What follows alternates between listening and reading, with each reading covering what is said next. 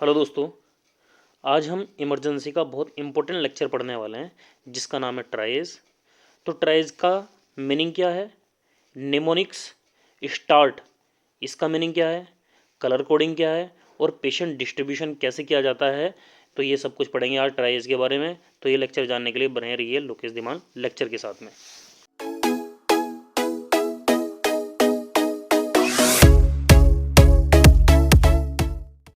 सो दोस्तों, tries disaster और मास casualty के टाइम यूज होने वाला एक इमरजेंसी प्रोटोकॉल है जिसका मतलब होता है टू शॉर्ट और टू मिनिमाइज।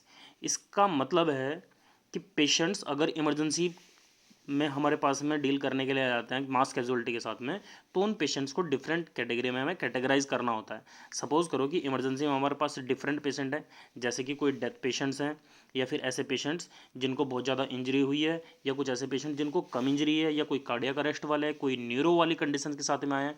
तो ये सभी पेशेंट्स अगर एक इमरजेंसी में आ जाते हैं, जैसे इस डायग्राम में अब हम समझाने की कोशिश कर रहे हैं कि अगर ये सभी पेशेंट्स एक साथ में आ जाते हैं तो इनको ट्रीटमेंट देना मुश्किल हो जाता है, क्योंकि इनको ट्रीटमेंट देने के लिए पर्टिकुलर यूनिट चाहिए होती है, पर्टिकुलर स्टाफ चाहिए होता है। तो इसी चीज़ को ध्यान में रखते हुए हम पेशेंट्स को कैटेगराइज कर लिया करते हैं उनकी प्रायोरिटी के according.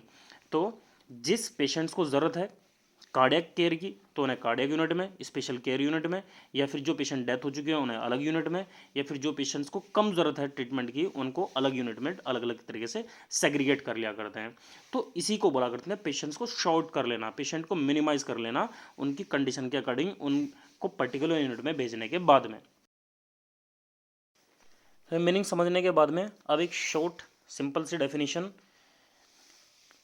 Tries is a prioritization of patients या फिर patients care based on their illness.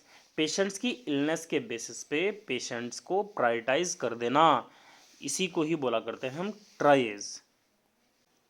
तो दोस्तों, मीनिंग क्लियर होने के बाद हम पढ़ते हैं निमोनिक्स, जिसे बोलते हैं हम स्टार्ट, START, जिसका मीनिंग है simple tries and rapid transport. इसके नाम से ही क्लियर हो रहा है कि पेशेंट्स को ट्राइज में आने के बाद में पेशेंट्स को रैपिडली ट्रांसपोर्ट कर देना है डिफरेंट यूनिट में।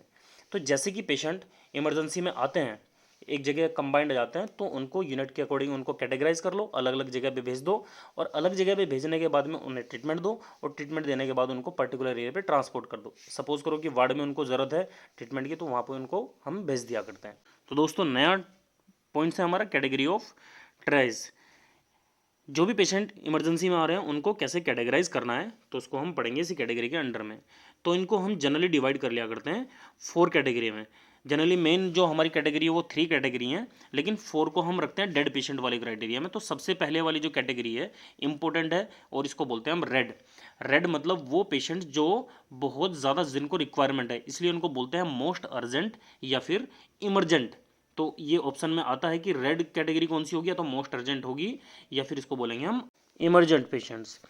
तो इसके एग्जाम्पल कौन कौन से हैं? वो पेशेंट्स जो लाइफ थ्रेटनिंग शॉक में है, या फिर कार्डियक पेशेंट, एमआई पेशेंट, या फिर हार्ट अटैक वाले कोई क्लाइंट हैं जिनको इमीडिएट पेशेंट केयर देनी है, या फिर सीरियस एक्सीडेंट वाले कोई क्लाइंट हैं, या फिर सीवियर बर्न वाले कोई क्लाइंट हैं।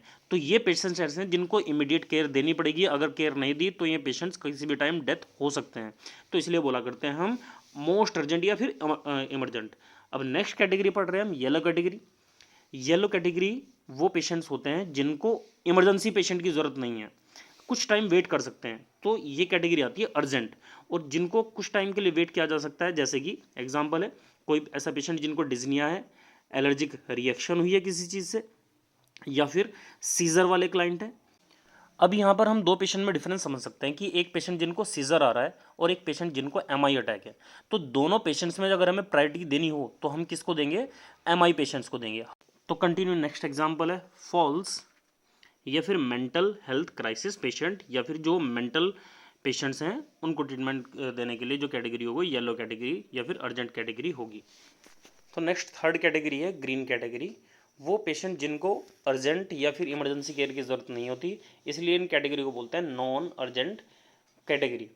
और ये नॉन अर्जेंट कैटेगरी वो पेशेंट्स की क्राइटेरिया कैटेगरी होती हैं जो कॉमन प्रॉब्लम्स रखते हैं, लाइक कफिंग, कोई कंजेशन, चेस्ट कंजेशन कोई हो सकता है, या फिर टूथ एक या फिर ईयर एक के साथ में कोई पेशेंट्स है वो उसके एग्जाम्पल है, या फिर कोई एंकल स्प्रेन के साथ में, मतलब ये माइनर इंजरी के साथ में, तो इनको बोला करते हैं हम नॉन अर्जेंट केसेस। इसके बाद नेक्स्ट कैटेगरी आती है फोर्थ, जिसको बोलते हैं हम ब्लैक कैटेगरी। ये जो ब्लैक कैटेगरी है वो कैटेगरी है जिसमें हम डेथ पेशेंट को रखा करते हैं, या वो पेशेंट्स जो अब डेथ की ओर जा रहे हैं, जिनको ट्रीटमेंट देने के बाद में कोई अब हम उसको लाइफ सर्वाइव उसकी नहीं करा सकते हैं, तो ये फोर्थ कैटेगरी है।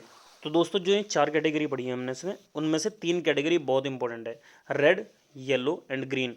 एग्जाम पॉइंट ऑफ व्यू से याद रखें, रेड का मतलब होता है इमरजेंट, येलो का मतलब होता है अर्जेंट, ग्रीन का मतलब होता है non urgent. So my dear student, ये था आज का हमारा लेक्चर। अगर ये लेक्चर आपको पसंद आया तो वीडियो को लाइक करिए, चैनल को सब्सक्राइब करिए और बेल आइकन को प्रेस करना बिल्कुल भी ना भूलिए। Thank you so much and जय हिंद।